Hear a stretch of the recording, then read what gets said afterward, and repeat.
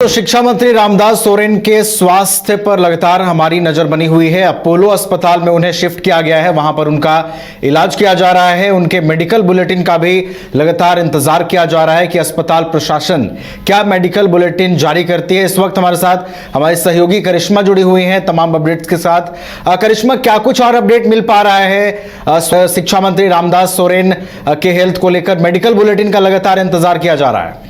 जो देखिए अभी तक मेडिकल बुलेटिन जो है वो जारी नहीं किया गया है, लेकिन देखिए अगर हम झारखंड की बात करेंगे तो लगातार अपडेट जो है वो सामने आ रहे हैं और बताया जा रहा है कि फिलहाल उनकी जो हालत है वो स्थिर बताई जा रही है। कई ऐसे खबरें हैं जो लगातार तैर रहे हैं, लेकिन इस बीच कुणाल सारंगी उन्होंने एक्स पर पोस्ट किया और उन्होंने कहा है कि जिस तरीके से समाचार लोग प्रकाशित कर रहे हैं, पहले वो इंतजार करें, आधिकारिक पुष्टि जब होगी उसके बाद ही कुछ साझा करें। तो देखिए यहाँ पर सबसे बड़ा अपडेट यही है कि फिलहाल वो ठीक है। यहाँ से अहले सुबह उन्हें जमशेदपुर से एयरलिफ्ट कराकर दिल्ली ले जाया गया था। हमारे साथ देखिए कांग्रेस के प्रवक्ता कमल ठाकुर भी मौजूद है, बातचीत करते हैं कि क्या कुछ अपडेट फिलहाल आप लोगों को मिला है।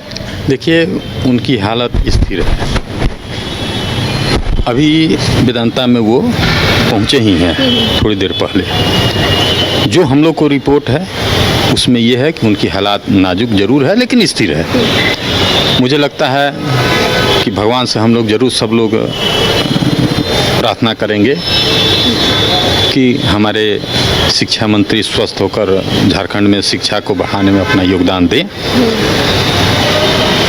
और जो भी भ्रामक चल रहा है ये सारा भ्रामक गलत। आप एक सच चीज़ समझ लीजिए, जो एयरलिफ्ट हुआ उस 2.5 घंटे के बीच में जब आप एयर में हैं तो कोई चीज़ ना ट्वीट हो सकता है ना समाचार आ सकता है, तो कैसे लोग इस तरह का न्यूज़ फैला रहे हैं। अभी उनकी हालात निश्चित रूप से कुछ गड़बड़ है लेकिन ठीक है।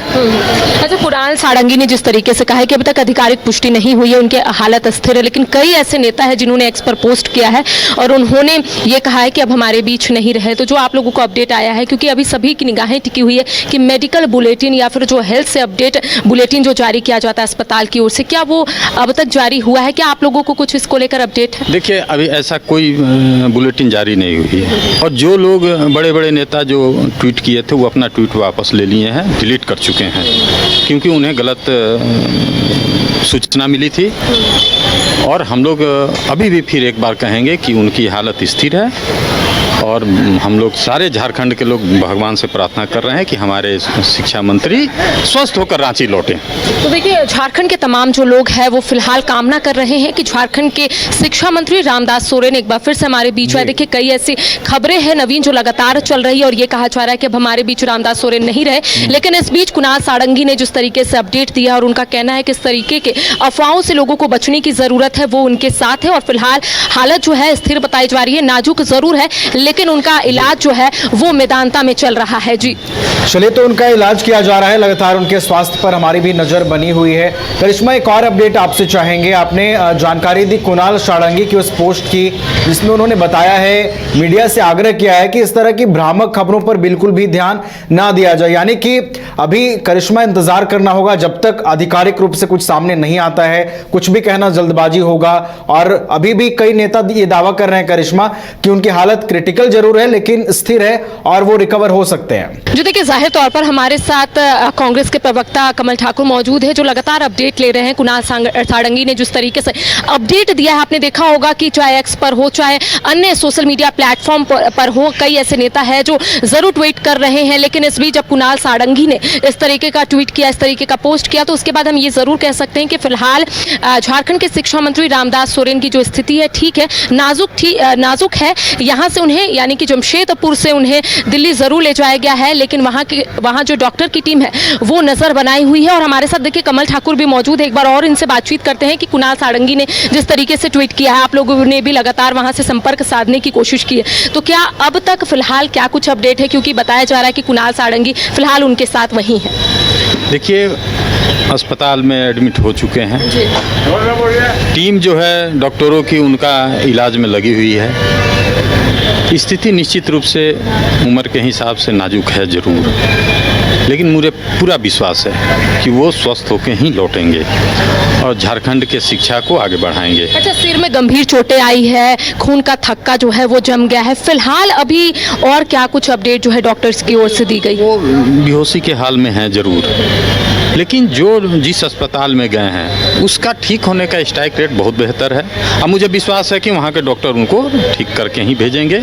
अभी हड़बड़ाने और गड़बड़ाने वाली कोई विषय नहीं है। अभी एक ही सवाल है कि उनकी हालात चिंताजनक जरूर है लेकिन कंट्रोल में है।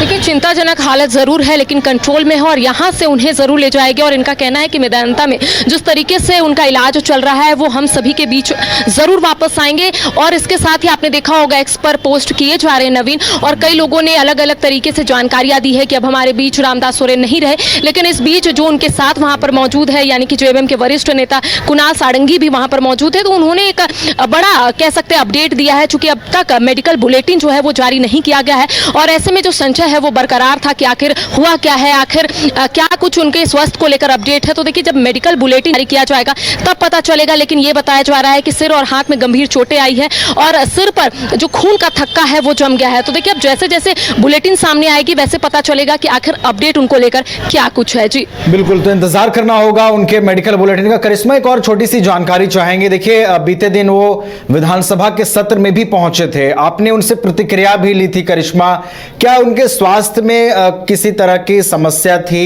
क्या मतलब वो थोड़ा सा अनवेल फील कर रहे थे? क्या कुछ ऐसी जानकारी भी बाहर आई है क्या?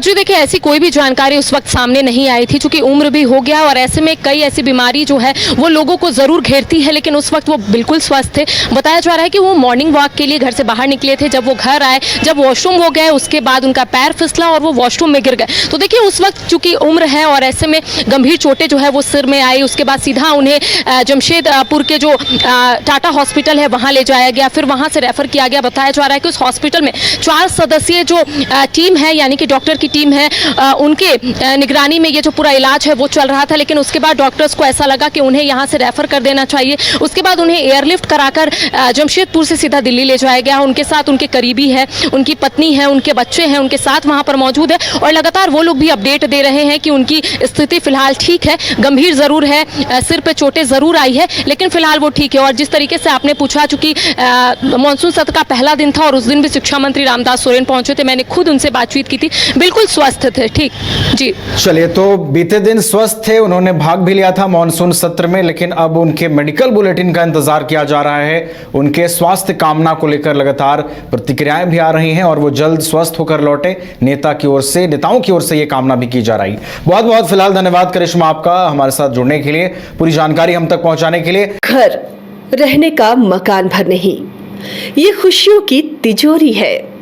दरवाजे पर दस्तक देता पड़ोस, खिड़कियों से उमड़ आता आसमां, तारों में उलझी ऐसी ना जाने कितनी दास्तां। कहती हैं चले डायमंड सिटी, एक सफर हम सफर के साथ अपने घर तक। Diamond city, life long bonding, 500 से ज्यादा खुशहाल डायमंड परिवार। जल्दी करें, सिर्फ 200 फ्लैट बाकी। आज ही बुक करें अपना आशियाना।